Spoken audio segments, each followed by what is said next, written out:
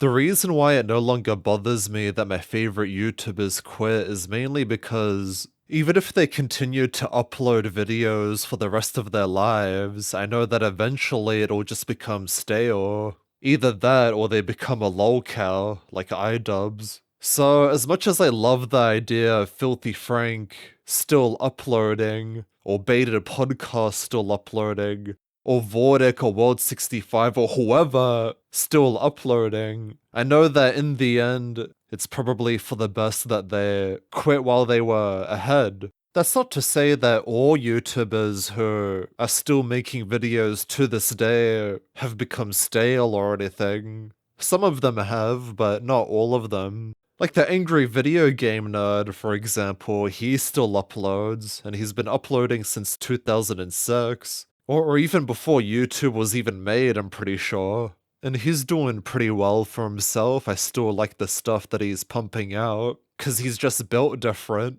Another reason why it no longer bothers me that my favorite YouTubers quit is because there's always new YouTubers that you can get into. Now, granted, they're very fucking hard to find, especially because the algorithm, it doesn't really promote content that's actually good. All you see on the front page is like Mr. Beast slop, YouTube Shorts slop, Rise and Fall commentary goy slop. And by the way, remember when the commentary community used to mean, oh, guy who makes story videos or guy who makes ranty videos about life topics or whatever? But now it's niggas like Turkey Tom, The Right Opinion, Diesel Patches, you know who I'm talking about, you know, that archetype. Now it's just full of that bullshit. I think the genre of commentary channels has sort of been hijacked.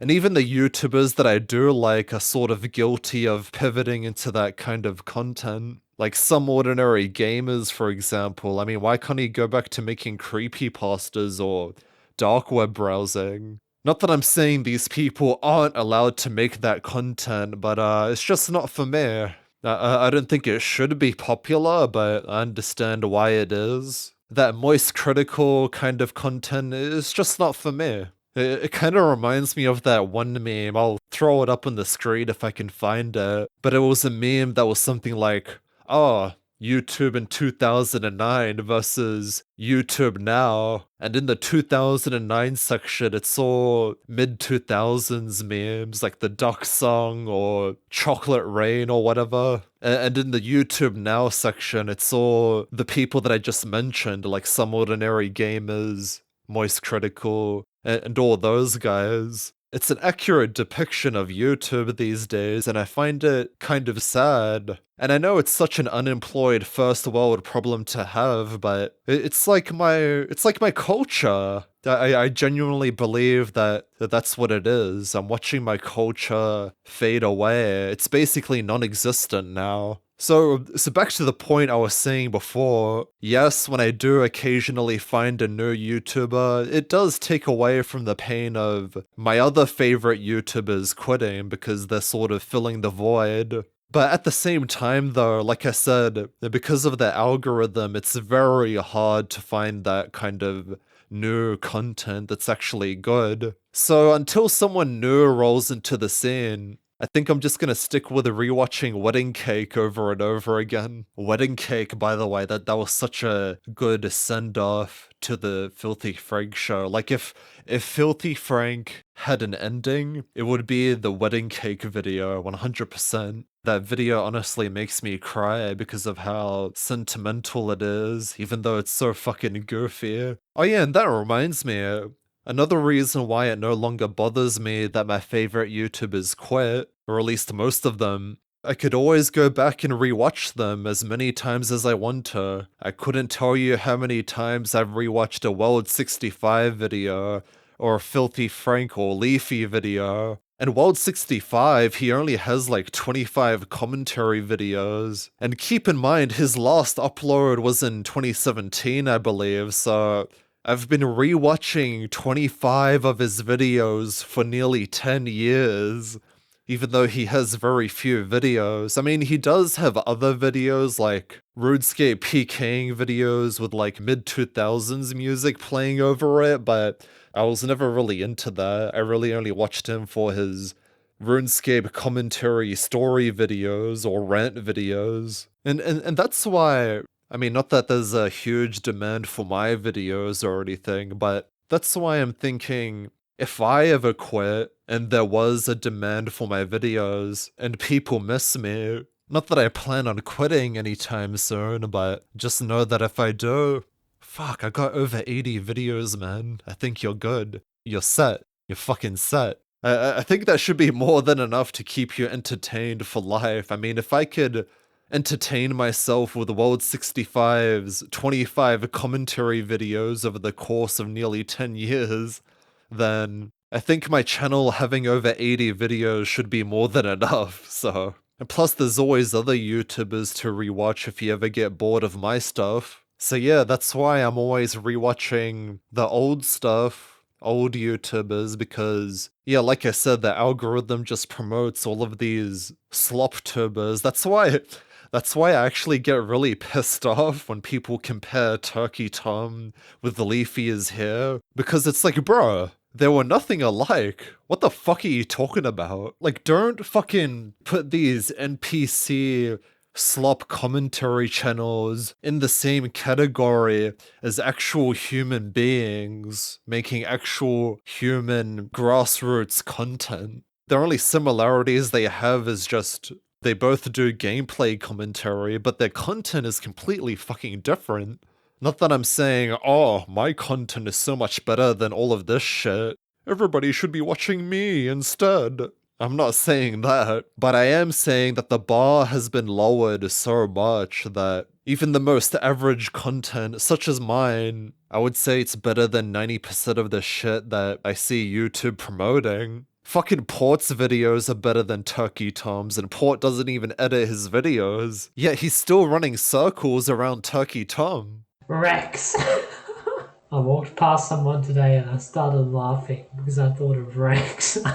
Oh, speaking of Port, he did tell me of this YouTuber called Animosity 777, and his videos are so fucking good, man. I'm actually really glad Port told me about his videos. And let me tell you, I haven't been impressed with a YouTube channel in a very long time. Like, I'm getting 2016 commentary rant video vibes from him. I've binged all of his videos already, but I'm actually rewatching them, just like with Filthy Frank's videos. And I think if you're a YouTuber, that's the biggest compliment that you could ever get from me, entertainment-wise. If I'm rewatching your videos constantly, it means you've got some good stuff, man. But anyway, Animosity, his videos are very grassroots. He doesn't do any over-the-top editing, no fancy studio mics, none of that shit. I'm pretty sure he just records with his phone too, so I think he's also the reason why in my last video I was literally ranting over a still image of a fucking sandwich. Because that's sort of his style, he's always ranting over a still image, but it works. I think it really works. It's a very charming, grassroots style. It's very genuine. He makes like these anti-natalist, black-pilled kind of videos. I think he's talked about the Drew pill too, I believe. He's very intelligent, and he's not very condescending about his intellect either. In fact, I don't think he's ever referred to himself as intelligent. He also talks about conspiracy theories as well, and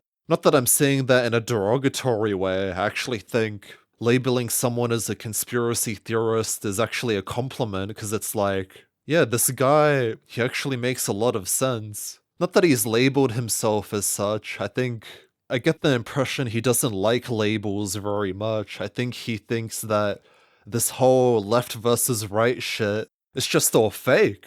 And I'm sitting there one day reflecting on my previous video. I was talking about how the label I'm the most comfortable with is a civic nationalist. I don't think I outright identified with that, but I think I just said I'm okay with being called that. But even then, I feel like when you're delving into labels, I feel like it's a trap in a way. I feel like if you label yourself this or that, it's like, I already lost, bro. It's probably the biggest psyop of all time. It's all about dividing and conquering. And I think Animosity really helped me realize that. I think labels can be somewhat helpful in some cases. I think they're good for quickly identifying whatever a person believes in, but I don't think it paints the entire picture, only part of it. So, yes, he does talk about the black pill and antinatalism, but I wouldn't call him an antinatalist YouTuber or a black pilled YouTuber. He's just Animosity.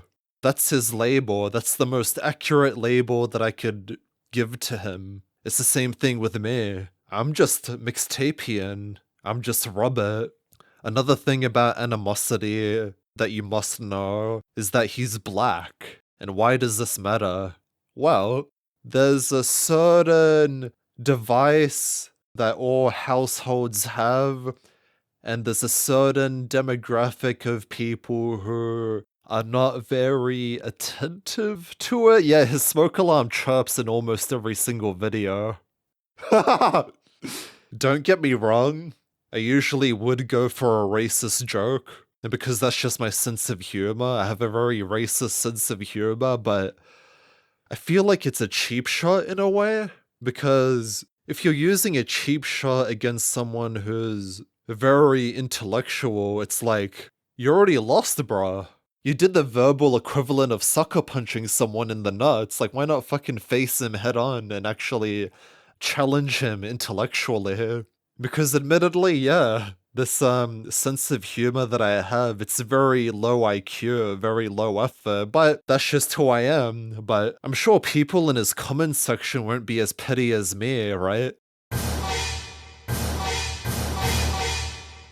Oh, never mind. You guys have no fucking chill, man. That's pretty fucked up. I feel like he just got George Floyded just now. Because the comments are the cops near, and Animosity is George Floyd. Like, bro, he just got. Dude, he's literally George Floyd. And you guys are just picking on him. That's pretty fucked up.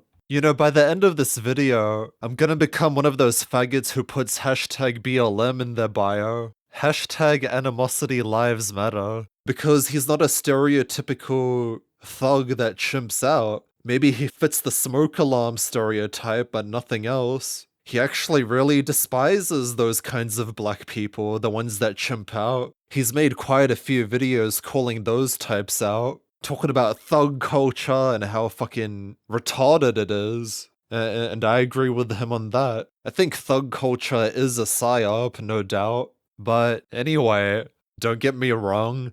I really love his videos, but he really needs to change his smoke alarm battery because I find it very distracting. Chirp! For non-racist reasons, please change your smoke alarm battery. And I love you, and I kinda wanna collab with you. I know in his live streams he actually invites his subscribers to come on his live streams all the time. But I don't know how to get in that shit. Because if you look at his live stream VODs, I don't think it's a Discord server, no, it's some other app.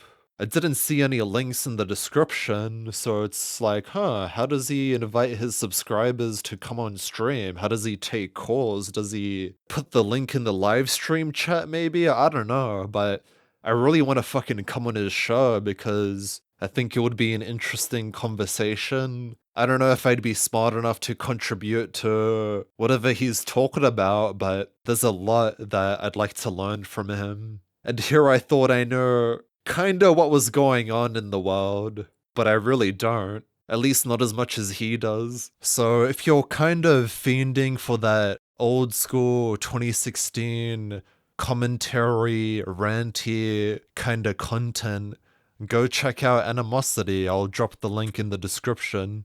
I think he's the smartest man alive, and I'm not even exaggerating about that. He's my dog. He's my nigga. I fucks with Animosity. You know what's really fucked up too? I think he only has like 1k or 2k subs. The most brilliant content that you've ever seen in your entire life only has 2k subs. Come on, man. Come on, YouTube. That's actually really fucking sad. Like, why are you promoting Turkey Tom, bruh? So yeah, that's pretty much it. That's pretty much why it doesn't bother me anymore that my favorite YouTubers quit, because one, eventually it'll get stale anyway. Two, I could always rewatch the old stuff, so it's kinda like they never left in the first place. Three, there's always new YouTubers to look forward to, like Animosity, even if the algorithm does make it harder to find them. But anyway, thank you for watching my gay video. It's over.